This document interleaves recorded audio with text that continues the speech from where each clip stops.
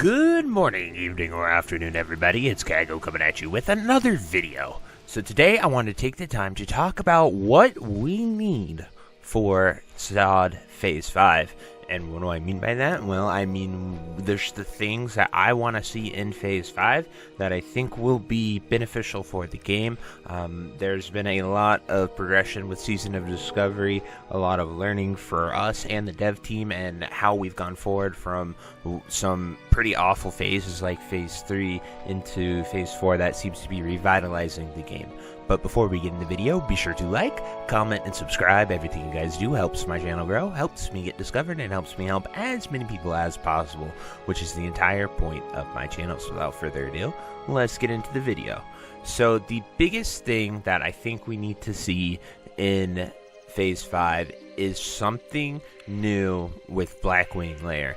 I think if we just get a vanilla Blackwing Lair, or if we get Blackwing Lair with the SoD mechanics that they added, I fear that that will not be enough to keep people interested, to keep people hyped, especially seeing how Phase 4 brought SoD rating numbers from 20,000 people at its lowest all the way up to 100k again. So we are climbing, we have been climbing, we haven't had a week since Phase 4 came out where that number has gone down. So that is a great sign, and hopefully it keeps going and they keep building on that hype.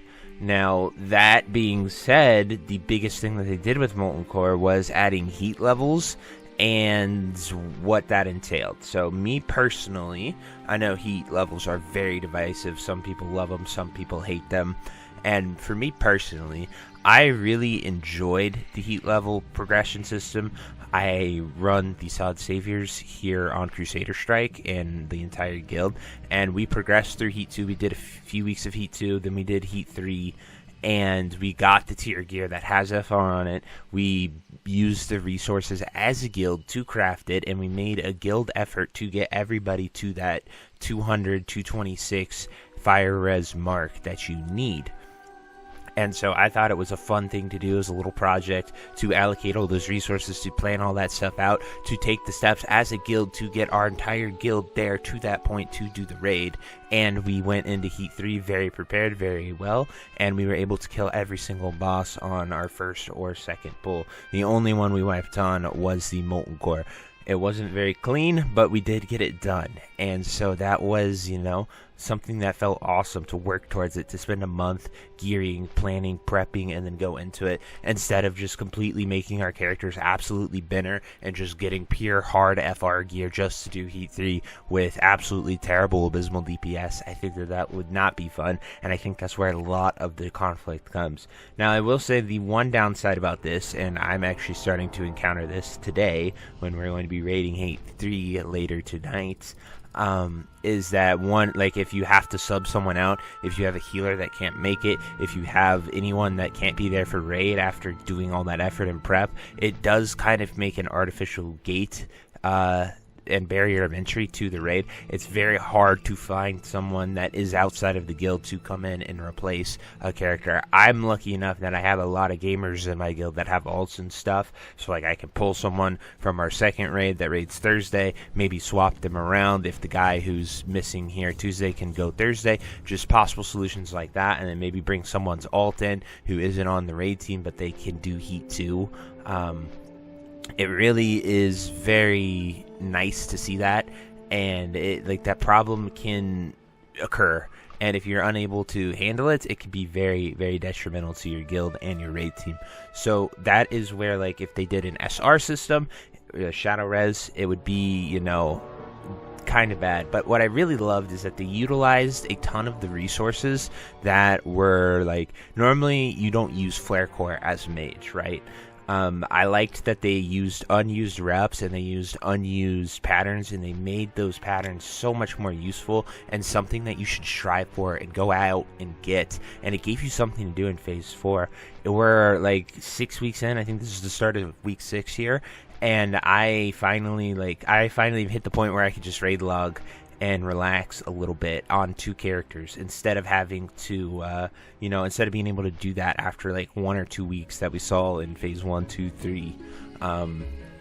which is really refreshing. It gives longevity to the game. It allows people to start playing their characters and get involved, and I think that is something that is awesome. Another possible solution is to maybe add fire mechanics that require us to use our Oni cape. So, like, just have fire shoot out in the room and you have to move around it. I don't really know if that'd be fun or different, but it is a mechanic that's already in there.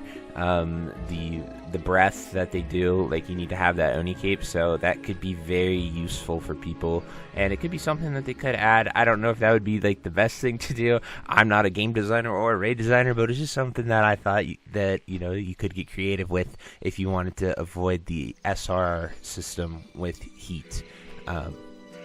But anyway, enough about heat and that.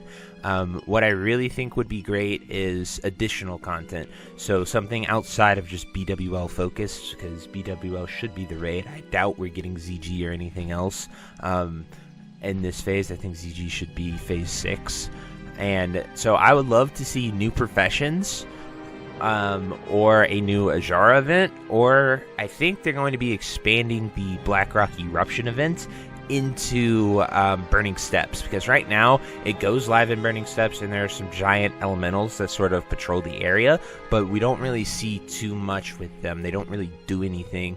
There's no quests, there's no hubs, there's no nothing. You just see fireballs shoot around you and things like that. So that's pretty neat to sort of see. But at the end of the day, I don't really know what they're going to do with that. But hopefully, they said they're going to expand the currency and you can get 2,500 Fireland chips. So I'd imagine you're going to be able to be doing something with them when BWL comes, and being able to get stuff with that event as well. But as far as new profession content goes, I would love to see them do epic chains again. I love the epic chains in phase 1, 2, and 3. I don't know why they gave up on them. I don't know if they have something planned, like where you have to do BWL and MC similar, like how Thunder Fury is bound that way.